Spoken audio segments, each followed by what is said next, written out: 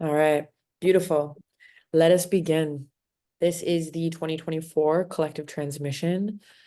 And I know most of you are familiar with my work, but I always like to give the spiel at the beginning to really just orient you and anyone else who's listening to the technology that I'm using to bring this information forward. I think that context is really helpful and really kind of establishes the foundation that we're going to be working from, because there's a lot of different beings in these dimensions and in these worlds. So I'm a stick diviner, also a voice diviner. So divination is any sort of medium that is used to connect to information or messages that are kind of like held in the field, held in the field of energy. And there's many forms of divination. I'm not going to go into all of them. But I say this because what I do is fundamentally translation, especially when I'm divining. So when people sit with me, they bring questions, right? Things that they want to ask about. And I tap in using a stick or my voice, and I channel different groups of beings. And primarily, I work with the elemental realm.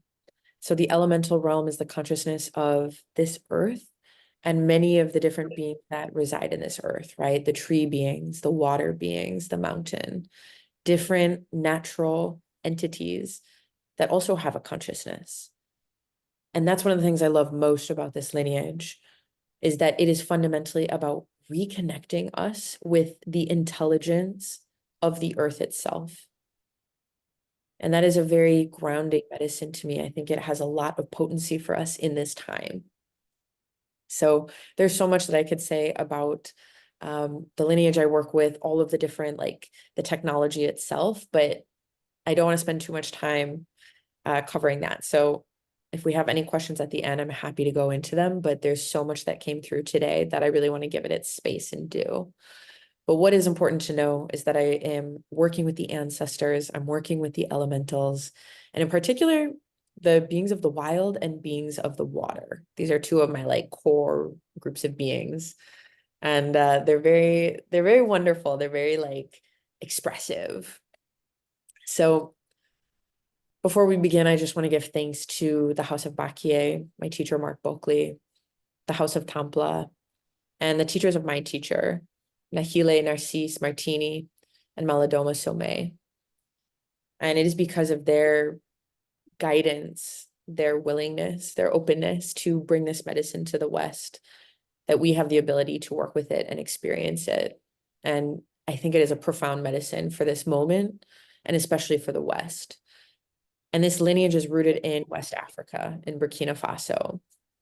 So it is fundamentally a very animistic, shamanic lineage that does not require any sacrament for you to receive medicine. So that is one thing I think is so beautiful, is that it's so accessible to anyone. And it is a very ancient remembering, a very ancient intelligence that is connected to this lineage. So that in and of itself, I think, is really important for us in the West. Many of us who have been disconnected from our homeland, from our ancestral beings and blood lineage. So there's a lot here for us. Now, let's talk about what is happening in 2024. Now, in order to do that, we need to start with 2023. And the reason is that there is no real divide between 2023 and 2024, only progressive growth from one stage to another. So 2023 is really the ground, the soil that 2024 is blooming from. So this is something the beings wanted to start with. They were like, you have to begin with what was planted, with the soil that was cultivated this past year, to fully understand where we are going. So thinking this idea of like clear cuts and lines, right, is antithetical to everything we're going to talk about tonight. There is no clean cut between the past and the future. There is always just in a blurred, right, evolution, everything moving, changing, shifting into its next form. That is the way of nature, but that is not always the way of humans. So thinking like that is not going to help us. And that's one of the things that they wanted to remind us, was that a lot of us spent last year getting really clear on the games that we played, right? These games of pretend, things that brought us outside of our truth, and noticing all those patterns, ideas, beliefs that were still playing out, right? We did a lot of cleaning, pruning. There was a lot of loss. There was a lot of grief. There was a lot of death. And it's important that we had this time, deeply important, even if it was painful, challenging, testing, right? Because all of these things that came up for us needed our attention. These were the things that were the stickiest, deepest pieces, preventing us from becoming the people that we need to be now.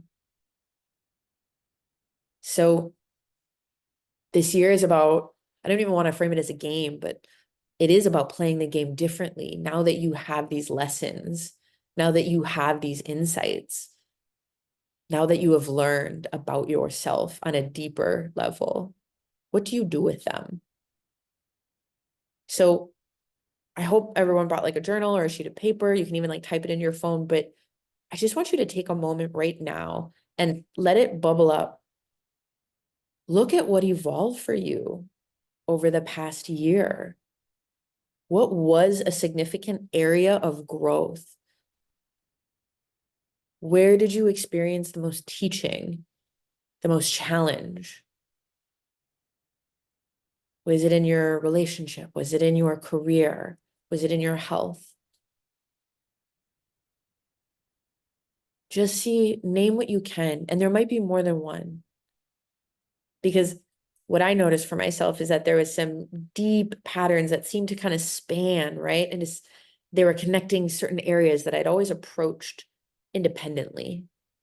It was like, oh, my business is tied to my relationships. Oh, that's interesting. So write that down. Just make a note. It doesn't need to be a sentence, just words. Sometimes it's better like that. But the question we are asking is, what did I have to look at again and again? Because that's the thing that needs your attention. Now, I'm sure we all felt it. I know I did. But this past year, 2023, was a huge evolutionary crucible for humanity. And let's not forget that we are a fractal of the whole. And so what was happening on the collective, big global level was also happening in our individual lives. Maybe not exactly one to one, but there was so much evolution this year. And in order to evolve, we need to excavate, right? And I literally invite you to think about this as a composting process. To make fertile soil, we need to dredge up the muck, give it air, and then put that energy back into our life, not in the same behaviors and patterns, but in recognizing what we learned and applying it differently. So you saw the bottom of your ship, maybe, like I hope you did. I know I did. And these areas, again, are getting worked because there was something here that wants to be not just addressed, but completed, integrated. And we're going to talk a lot about that because that's, again, I love how these transmissions are coming through because it's less and less about the doing and more about the being. Who do we need to be to enact the change that we desire? So, some questions. Again, what areas did you notice that you were being asked to look at? What themes came up for you again and again? Where did you start? And where did you end up? See if you can just appreciate that timeline, that evolution, that swirl.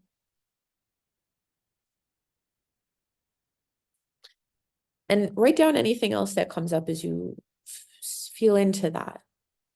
Any other words, anything that feels important, because we're going to come back to this. Now, the grandfathers came through, they spoke first. And what I love about the grandfathers is that they, in this lineage, they represent like the real world wisdom, you know? Like they're not here to fucking like lead you by the nose. They're here to really be like, this is what needs your attention now. So it makes sense that they came to speak because we are no longer getting led around by our noses, right? Now we know some things. Thank God. Now, it's important to know that in this lineage, the earth is conceived of as both a masculine and feminine being. It is not just Mother Earth, there is Mother and Father Earth. And I love that because that is the whole picture. And they each principle, the masculine principle and the feminine principle, each express themselves differently. They are two sides of the same coin when it comes to the earth energy or the consciousness of the earth. Now, we can think of the grandfathers as this masculine principle almost, right? And the masculine principle is the ordering force. Now, the female principle is all about, right, the messy orgasmic birth explosion of creation, this fire energy, the kundalini, like, yes, we know it, we feel it, we've been next to it, it's fierce. We love her, we need her. Now, that overflow needs focus. And that's where the masculine principle comes in. That's where the ordering force gives it a direction, right? We have all this water, right? All this energy, but if it's not given a fire hose, it can't aim itself. So we need one another. We need both principles to complete that whole and to make it whole. So in this way, the grandfathers are really coming in to talk about, like, we went through the messy birth canal. Okay. We still got like bits on us, but now we are needing to bring structure to that, bring a system to that, a root system, so that it can grow. So we can think of the feminine principle here as the seed, right? Ironically enough, okay? Like if we really were to get into like biology and all that stuff, but the woman is the seed and the masculine energy is the stem. It's what pushes that up, gives it lift and force and direction and a shape, a form, a real form that we can see.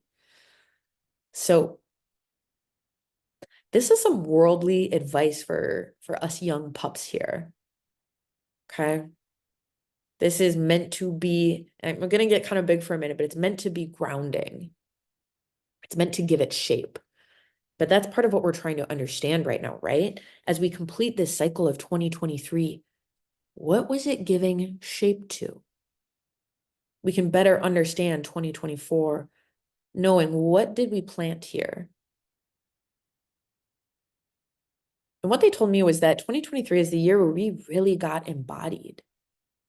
And maybe that's still in process for you. I know it is for me. It's not done yet. Again, there's no clean cuts. It's dialing, shifting, evolving. But we planted that seed.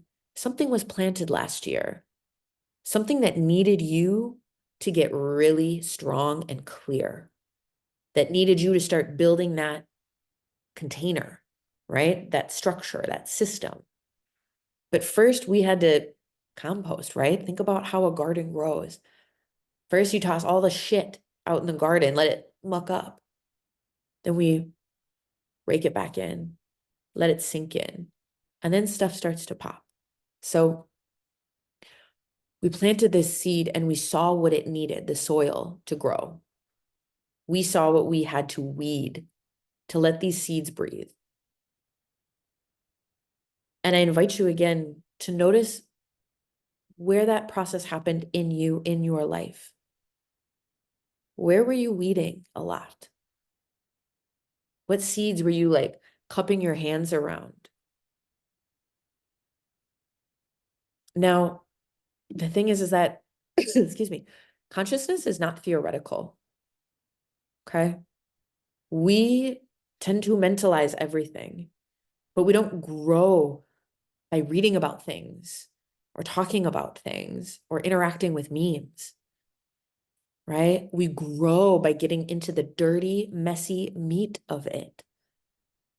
We grow through having to work with it and interface with it and get, right, covered up with it.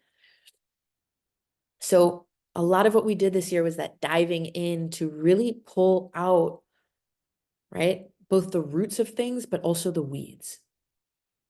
We had to see some of these dysfunctional patterns and beliefs to heal them, to integrate them, right? Bringing resolution to them. So if there's things still in their completion cycle in your life, you are right on time. You actually have more time for that because that you're not expected to be fully complete with those until we start reaching the spring, right? There's a different cycle that we are actually working with, not just the Gregorian calendar. So I invite you to remind yourself of that when you feel rushed. You can't rush a seed, but you can tend the soil. So back to this idea of resolution, because it is including what we might otherwise want to cast out, right? I think there was a lot of moments in 2023 of judgment, of othering, of casting blame, the villain in the story. And we don't heal by doing that, unfortunately. That is not the healing way because the healing path is all inclusive. And we're going to talk a lot about that. So, in like the great tapestry of life, there's going to be places we need to patch, things that need darning, right? We don't just like cut out certain things and expect it to mend. We have to mend it.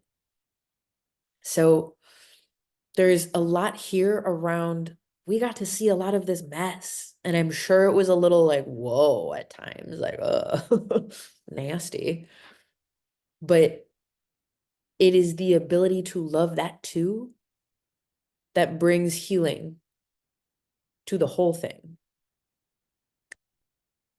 Now, this is part of the consciousness shift that we are experiencing right now, that we are being like kneaded like a loaf of bread. Okay. So a big part of this kneading, this reckoning, this crucible is to get us to see, to wake up and see we are not doing this alone. There is no alone. And even like we are insignificant in many ways, shapes, and form, right? There's a billion of us on the planet. Most of us can't even comprehend of what that number actually means. So over a billion, my bad. But all of that is to say that in a tapestry, in a fabric, every thread holds the whole together.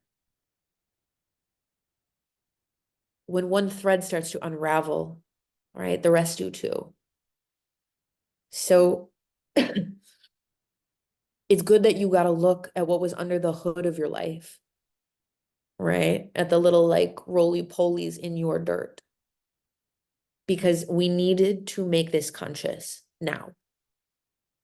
I want you to imagine that everything that's being shown to us on our planet now needed to be seen. So it could be healed, reintegrated, made whole. So we had to show up for the evolution, right? We couldn't just talk about it any longer. We can't just perform it. We can't just write memes about it. It requires us to be in the thick of it, in our lives, in the messiness, right? In the blood and the guts of it. So where did you get more strong, resilient, clear, aligned? Where did you notice you being forged?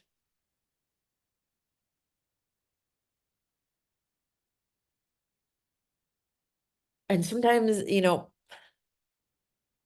it's like the messages are always there. They're like "Bah, bah, bah," everywhere, but we still need to hear it. Sometimes things like the beings are talking, I'm like, of course we're in a consciousness shift, like, duh. But what I notice more and more is that they're trying to use all those words to help us feel what that actually is. Now, in particular, there's two big areas that we as a species are being asked to like recalibrate our relationship with right now and probably moving forward for a long time. And that is power and resources. Your power, your resources. This is not just it's the physical, the emotional, the spiritual, right? It's all of it. And how you relate to it in particular, in regards to the things that you wrote down and that you've been asked to look at and pay attention to and to get stronger around. How does your power and your resources connect to that?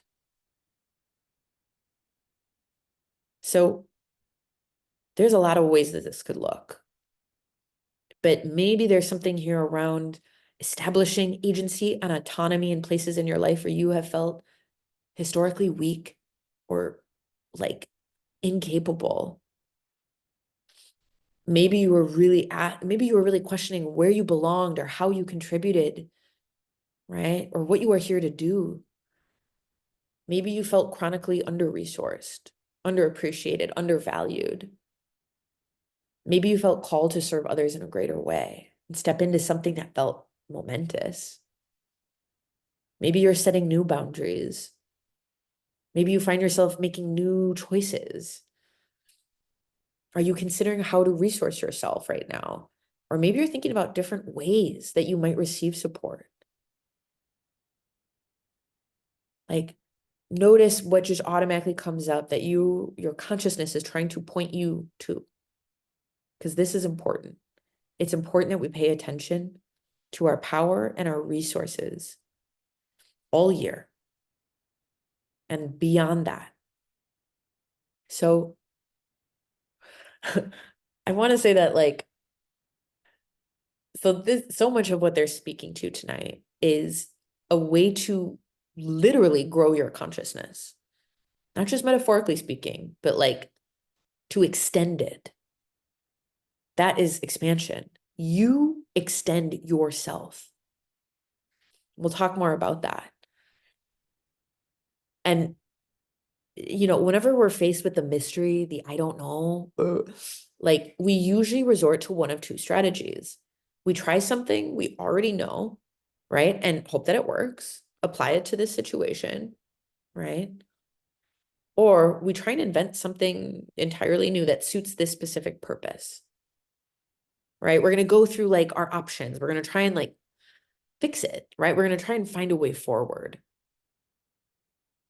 Now, what I'm getting to is that all of these tactics depend or assume that we, this human body and mind, need to figure it out.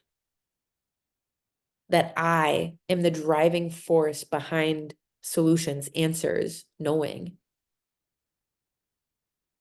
That's so 2023. We are in a new dimension. And one thing we are being asked to do is consider how we can extend ourselves, our consciousness, our ideas of the world to include more, right? Like one thing that is so powerful about some of the conflicts that are happening in our world right now is that they have forced all of us to look at and say, that could be me. That is in some way me, my family.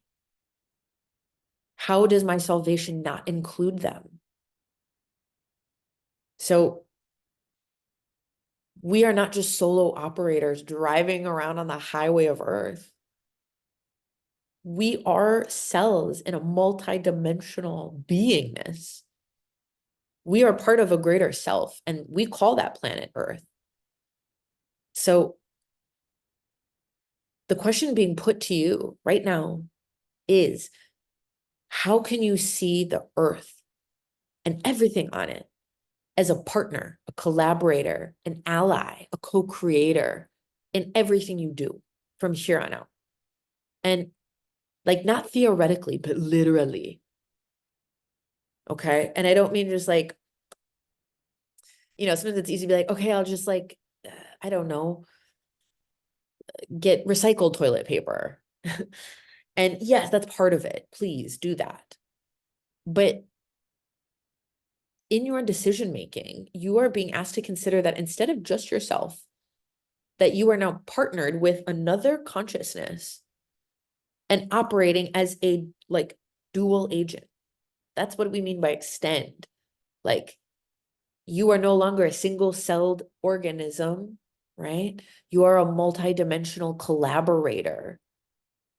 And I keep seeing it as like a cell that splits into two and then again and again and again. Now, this is what it means. Like, it's easy for me to have this as a visualization, but I understand that sometimes it can be hard to wrap our minds around it. But it's kind of like Bitcoin. Sorry to compare consciousness to Bitcoin, but for the purposes of demonstrating the structure of what we're talking about, Bitcoin operates so effectively because it has massive computing power, because it's dispersed, right? It's not just one computer computing, it is a whole network computing. And that is the power of starting to extend yourself to include the world. So this might be implementing a little check-in with yourself around like, do I really need to order that thing from Amazon Prime just because I'm bored? Do I really need to drive to that far away event, or could I carpool? Like, yes, we will trade in some of our conveniences, but it is important that we check ourselves and ask, is this really needed, or is it a convenience? And if I were to extend myself to consider all of these other entities, beings, humans that are impacted, is this really the best choice for all of us? Or could I carpool, right? So there's so many ways that this can start to shift our decision-making behavior in a profound way, in such subtle ways too, big and small. And so again, it could be like a check-in, just getting in the habit of questioning, is this really necessary? Is this just for me, or is this for all of us? But it's also about actively developing a relationship with the earth and asking it, which like I kind of laughed at. I was like, oh my God, are we humble enough to do this? Because it requires that we're not just, you know, thinking of ourselves. We're not the only person we need to check in with. So that's one of the things you are being invited to consider doing, is to really like partner with the earth, like go out and ask it, hey, like, how do you feel if I were to do this? And I can already feel in myself, it's like, oh, well, that takes a lot of time and I don't have time and blah, blah, blah. But that's the point. If we want to shift our consciousness, we are going to have to shift. So the real truth and the real fun is when a third path emerges, right? When we start to extend ourselves to include more computing power, you open up new channels of thought and experiences of reality that are going to yield far more intriguing solutions and information. And I'll give you an example of this. Someone just told me this story and I loved it.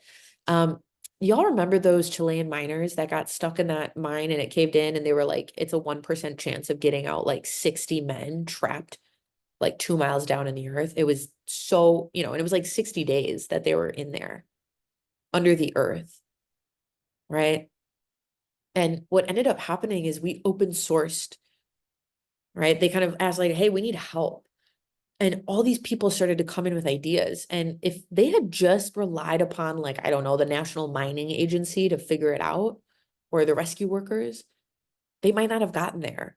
And the beauty of this example is that it was some man with some wild weirdo invention, right, from a totally different country that was doing it. He wasn't getting paid. He was just like, this is what I'm being asked to do right now for myself and for all of humanity, because he has extended his consciousness to recognize that person trapped in that mine is also me. And so his invention was the key piece that made whatever solution they invented possible. So I invite you to remember that. So much more opens up for us when we are willing to humble ourselves, like prioritize the I need to figure it out, just me, and extend ourselves. So here's one way to kind of put this into practice. Anytime you're faced with a situation that feels really unsolvable, right? That's really kind of like turning inside out, or where you feel tempted to do the same old thing, right? Something that isn't supportive or healthy or might be destructive or dysfunctional. Take your problem to the earth. It can be anywhere. It could be the tree outside your house. It could be a little nice green spot, in the middle of the street. But I do suggest finding a place that feels like that speaks to you, that feels like inviting, because it's already inviting you to connect with it. And a place where you're not going to be like super disturbed. Like, don't go stand in the median of a crazy highway, but go to it when you have a question that feels unanswerable, unsolvable. Bring some cornmeal, some ground cornmeal, and offer that and a little of your spit to the earth. And whenever we make offerings or we make prayers, right, requests, we do it out loud. Because as my teacher says, the spirits can't hear you right inside your mind. You have free will. So that's like, they can't just be in your head. So bring this ground cornmeal to the earth, spit, offer it. I love the spitting. It's so human. But speak your problem out loud and ask for assistance. And they even said, they're like, give it a specific time frame, because Earth has wild different timelines than human timelines, right? We're like gnats. We have very speedy energy. And then if you can, listen for a while, relax, be with the earth, sit with the tree, meditate, drop in, be present, and just see what bubbles up. Don't try and force it. Just be with it. And it is in this practice that you might actually start to receive some really fascinating answers. I always find I get my best ideas when I'm out taking a walk with my dog, not thinking. So, so now that we've defined what consciousness is, or the kind of consciousness that 2024 and beyond holds, the next thing I want to talk about is living from this consciousness. Hold up, let me a little.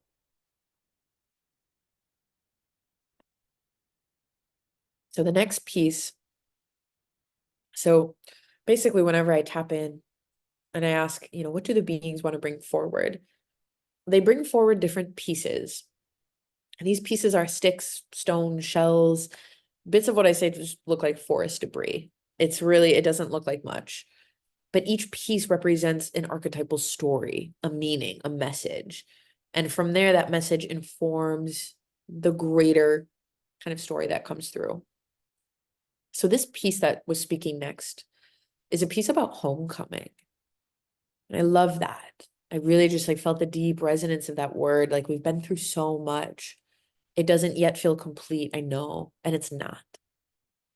But nonetheless, we are being invited into a homecoming. And it's actually, it's much easier than it seems. And we're going to talk about that. So in the past year, we've really been coming home to ourselves, coming home to all the parts we've been discovering, coming home to all the parts that have been underground, buried, coming home to all the parts that we've reclaimed, that we now are so responsible for, the parts that have become so precious to us, even in their mess. We're giving them space to speak and be, because they are a part of the living genius that is wholeness. Okay. Wholeness is not the parts that we cherry pick, that we think are like that, like, ooh, there's the good thing in me. There's what I'm going to show them. No, wholeness is all of it. It's the baby and the bathwater. So as we are shifting into this, again, this multi-dimensional awareness, this extension of ourselves, it requires us to have deep connection with our bodies as well, right? Our intuition, our senses, as well as what's outside of us, our environment, nature, each other, community, right? The world. So we are conceiving of ourselves in the world as part of this greater living, breathing self. And there's a beautiful quote, I'll probably butcher it a little bit. It's like, you are a drop in the ocean, but the entire ocean is also living in you, because you are a fractal of the entire reality, right? Our world is a fractal holograph. And we see this on coastlines, right? They repeat. So we live in a fractal reality where everything is, right, repeating itself across different layers, dimensions, etc. So as you remember and cultivate connection with the earth, with other people, with people that you don't agree with, right? Just even recognizing that they are a part of this. As you connect to strangers across the world, to the forest, to the waters, right? You start to embody the consciousness of that fractal, right? If we only identify as purely human having all the answers, we're missing out from all the other stuff, all the other intelligence that exists in our world.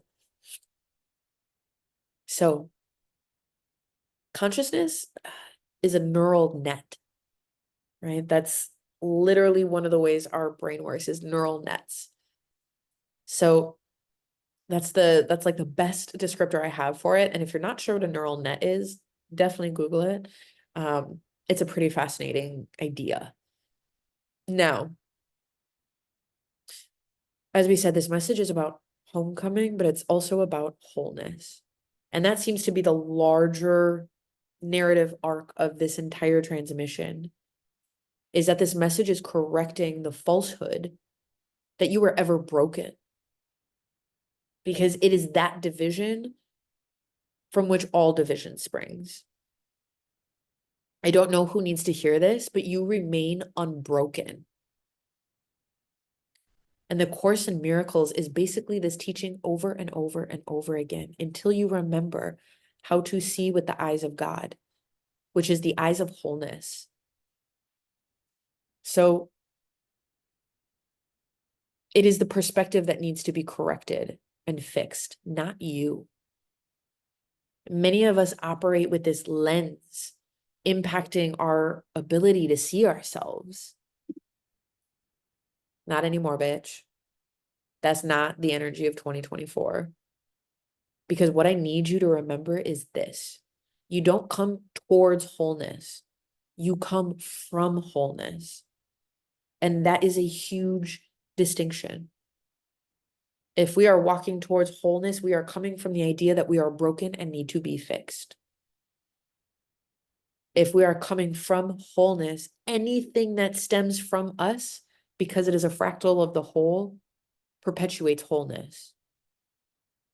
So we are literally practicing with this whole idea of extending our consciousness, how to more and more embody wholeness in our everyday, in our mentality of ourselves, in our treatment of the earth and everyone that we interact with. It is Buddha mind. Now, I know that all feels like really big and heady maybe, but the beings they were really great. They were like, it's actually like quite fucking clear to us if we are willing to listen to our bodies and honor them. True healing, again, wholeness emerges from wholeness. It will always repeat. So true healing stems from actions and behaviors that are rooted in the truth of wholeness. And this whole evolutionary shift that we've been going through, all the places that you identified, were places that you think you are broken. And the shift is to ask, where is it whole? How can I hold this as whole now? What would that ask of me? Who do I need to be? Who, like, and not become, but what is that part of me that can already feel this, that already registers this on some level? And can I access it? So it is not a moving out, but a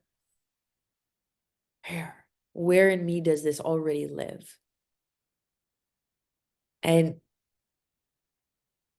the truth, your truth will always lives in your body. And we need to remember that our minds, by their very nature, dissociate us. They separate ourselves. We have to separate ourselves from a situation, analyze it, and investigate it. So that is inherently dissociative. Whereas our bodies, they are a yes or they are a no. Sometimes it's a maybe. But even then, give yourself the permission for that to be a no. So I know that sometimes the language, we want to have the language, we want to have the explanation, we want to have the mental reasoning that justifies a behavior, an action, or a knowing, right? That felt sense of like, it's not for me right now. And that truth can feel ancient, indecipherable, right? Feral, it's primal. And that is what we are being asked to tap into, is that earthy, intuitive center that already knows, right? That center part, that place, it is not broken. It never was broken. And the only writing is that, right? The writing of the idea that you're broken. So, such is life, that we will receive answers that we have no explanation for. If you are willing to allow that, you can receive a lot of answers. So, sometimes we might be confused, like, why is my body saying no to this thing that I thought I really wanted, or that checks all the stuff off my list? Why does the thing that felt right suddenly not feel so right? Can you trust it regardless? What would be possible if you had that much unshakable trust in yourself? What would be possible if you refused to doubt yourself ever again? What would be possible if you chose to believe that you already know and that the answer is inherently good? Who is that person? Because that person exists in you. Even if you can't explain it in human words. And I know that part is the hardest for me, but that's also very 2023. So you don't need to know where to go. You just need to honor the fact that there is something in you telling you how to move. Yes, no. So when we come from that place of wholeness, it kind of collapses the divides that we put up, right? The either or, the this and or that. There are no sides. And you will start to find that when we come from wholeness, that third path, right? That third way just naturally emerges, right? You find a solution that extends you because the wholeness is inclusive. So I want at the very, very core, all of this is to say that harmony is what everything in nature moves towards. Harmony, which is, call it what you want, right? Relationship, right? We are in equilibrium, not equality, equilibrium. So you are what we are moving towards, what we are trying to remember right now is that harmonization within ourselves that extends from us. And so really, like, it's not, I don't want anyone to put on themselves like, okay, now I have to go like do wholeness, because that's not the path. And we're actually going to do a little meditation at the end because it's something that popped up one day in a medicine journey and it's been a really profound experience. So we're just going to try that out. All right. Wow. Love it. A lot of people showing up. Y'all, we're almost done. But I'm so glad you're here.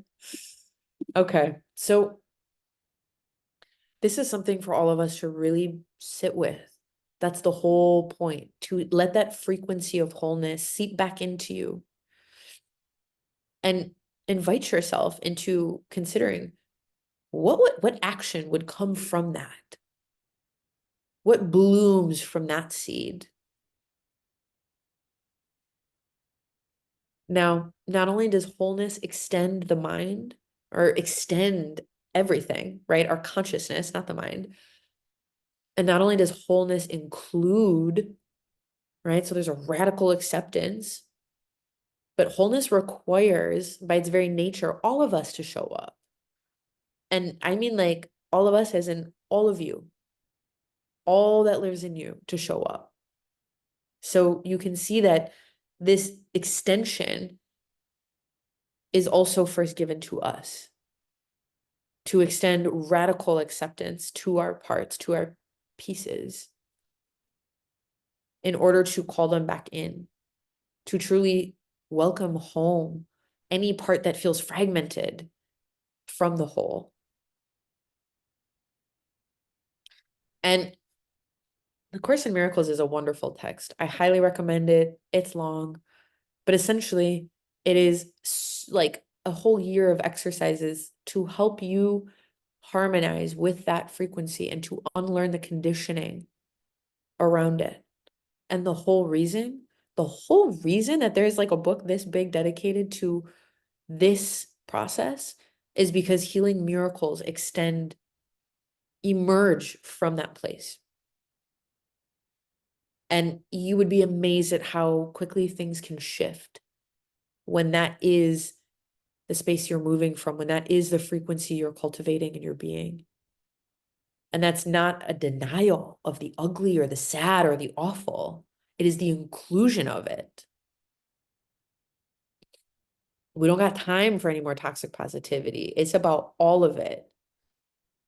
So, and the whole reason, again, the whole reason is that I truly believe when we come from that place and that state of being, we find healing happens at multiple levels in the collective. It starts to rearrange our whole reality and rearrange reality around us. We cannot escape that dance. So I know that there's a lot that happened in 2023 that felt like how do I do something about this tragedy, or how do I, right? Like things that felt so big. Whenever you experience that sense of like, it's too big for me to hold, it's too big for me to do anything that matters, that is the perfect moment to come into wholeness, to try and connect back to the frequency of wholeness before you do anything else. So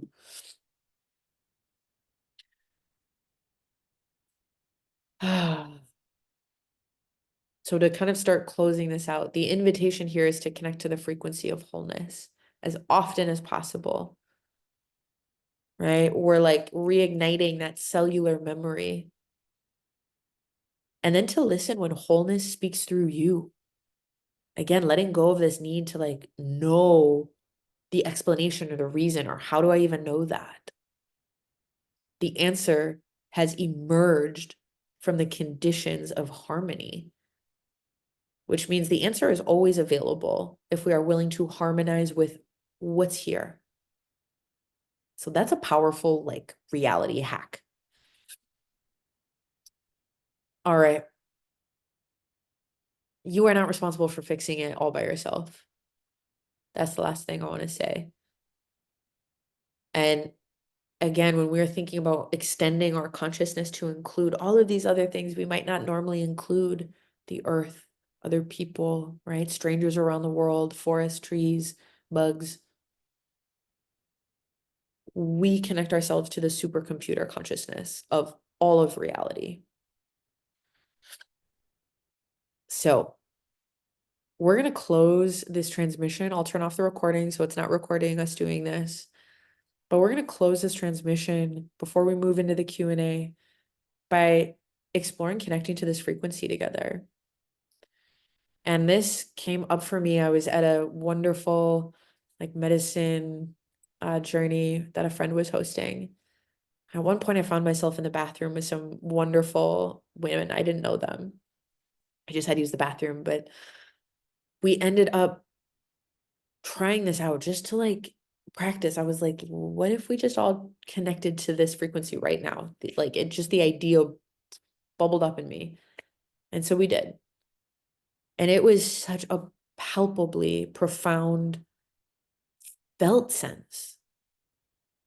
And it was, y'all, it was astonishing because sometimes wholeness feels so immense that I was like, how will we ever just conjure that? But that is that is the natural state of the world.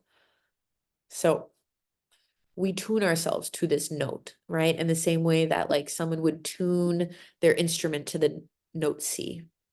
Wholeness is our note. And so we're going to just try finding that note together. And there's no right or wrong way to do it. It's whatever is most natural for you as you tune into what wholeness feels like. And what I love about this is that it gets stronger when we do it together. Because wholeness, right? It's like a little trigger ripple effect. It starts igniting those other like forgotten memories in the web. So yeah, we're going to do that now. And like I said, I'm going to stop the recording. I'm going to drop in.